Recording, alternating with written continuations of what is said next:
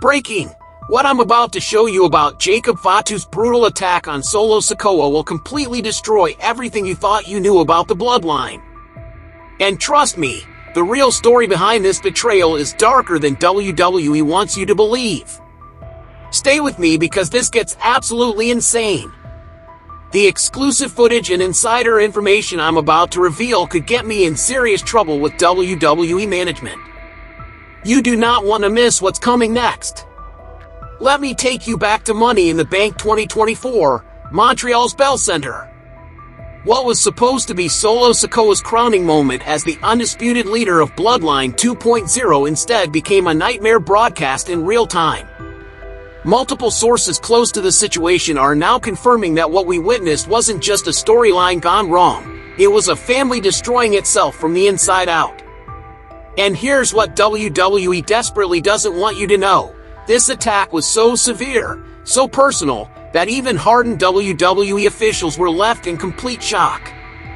We're talking about real injuries, real blood, and real family trauma that could end careers and destroy legacies forever.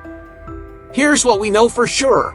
Solo Sikoa entered that arena flanked by Hikuo, Tamatanga, and Tangaloa, all draped in black and red like warriors marching into battle. The official story? This was supposed to be their moment of triumph. But here's what they're not telling you. Cameras caught Jacob Fatu pacing alone in the shadows, clenched fists, 1,000-yard stare, completely separated from his so-called family. According to Backstage crew members who spoke to me on condition of anonymity, Jacob wasn't warming up.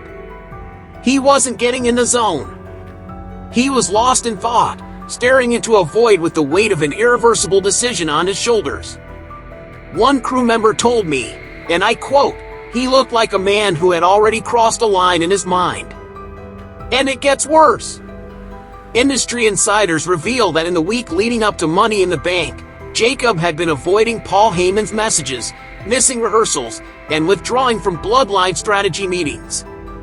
But wait until you hear this leaked audio from just 2 days before the pay-per-view. Grainy gym footage shows Jacob screaming at Solo, "I didn't come here to bow to you." His voice cracked with fury and heartbreak, revealing that this betrayal had been simmering long before it boiled over in the ring.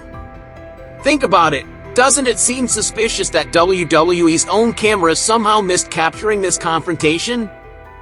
Before I continue with the explosive details of what happened next, I need to know, are you Team Jacob or Team Solo? Because your responses to my last Bloodline video were absolutely insane, and this story is about to get even crazier. Drop your predictions in the comments right now. But here's where it gets really interesting. The moment Solo's interference cost Seth Rollins the World Heavyweight Championship, chaos filled the ring and the broadcast cut away. What it didn't show was the sudden, brutal ambush that followed. Cell phone footage leaked within minutes shows Jacob Fatu storming the ring like a man possessed. Eyes ablaze, expression unreadable, and then came the first blow, a Samoan spike delivered not to an opponent, but to his own blood. Solo gasped, blood bubbling from his mouth, collapsing to one knee with disbelief frozen on his face. And Jacob didn't stop there. He grabbed Solo by the dreadlocks and drove his skull into the exposed turnbuckle again and again, 3 merciless times. The sound echoed like thunder through the arena. Then he dragged his broken cousin outside the ring, hurled him onto the steel steps, and executed a moonsault that silenced even the most cynical fans. Multiple witnesses confirmed that Jacob then vanished into the crowd like a ghost while Solo lay motionless, his tribal ink stained with blood, his body twitching as emergency responders scrambled to stabilize him. This wasn't a storyline clinic, people, this was a real hospital prepared for spinal injuries and internal bleeding. And that's when everything changed. Because what I discovered next will blow your mind. This attack wasn't just about Solo's leadership, it was about something much deeper, much more personal. Sources close to the Anoa'i family reveal that Jacob had been questioning Solo's legitimacy as tribal chief for months. But here's the bombshell. Leaked backstage audio captured Jacob saying, "He ain't blood, he's just next in line." The internet erupted with speculation about Solo's true place in the family tree. And then came the haunting voicemail that changed everything. Roman Reigns' voice, recorded weeks before Money in the Bank. Solo's too emotional. Jacob understands war. Was this a prophecy or a warning? Because what happened next suggests Roman might have orchestrated this entire betrayal from the shadows. The fallout was immediate and devastating. Solo, recovering from a concussion, cracked ribs, and internal bruising, asked with a fragile voice not what happened, but if Jacob meant it. The silence from his family answered louder than words. Rikishi was spotted meeting Paul Heyman in Orlando. Hikuo visited Solo in tears. Tangaloa raged against WWE in the hospital hallway, muttering that they let the wrong one lead. The bloodline wasn't just fractured, it was destroyed. This could mean the end of the bloodline as we know it. If Jacob's claims about Solo's legitimacy are true, it would explain the deeper power struggle within the Anoa'i dynasty. And honestly, I think we're just seeing the beginning of this war. Because here's what's really terrifying. Solo didn't return to Florida after being discharged. He didn't check in at the performance center. Multiple sources confirm he vanished, rumored to have boarded a boat to Samoa or sought therapy in California. Meanwhile, Jacob posted a chilling Instagram story showing him dropping his tribal necklace in the rain, walking away from everything he once bled for.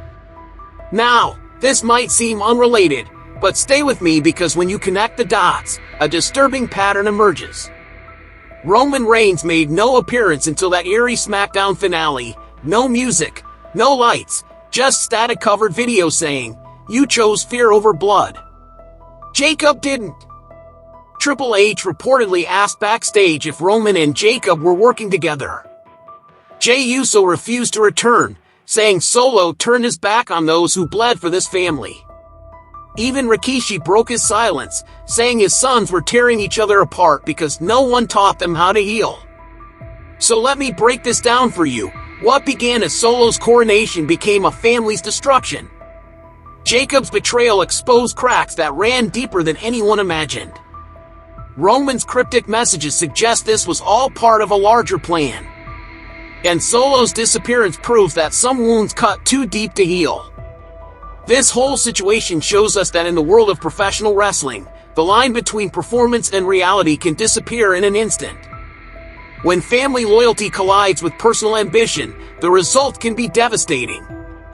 What do you think really happened here? Was Jacob justified in his attack?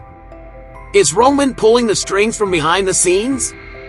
Am I crazy? Or does this all seem connected to something bigger? Drop your theories in the comments below because I'm reading every single one. And don't forget to subscribe because tomorrow I'm exposing the real reason why Roman Reigns has been silent during this entire bloodline civil war. Trust me, the evidence I've uncovered will change everything you think you know about the Tribal Chief's master plan. And if you want more explosive WWE Insider content, check out this video where I revealed the shocking truth behind CM Punk's backstage altercation that WWE tried to cover up.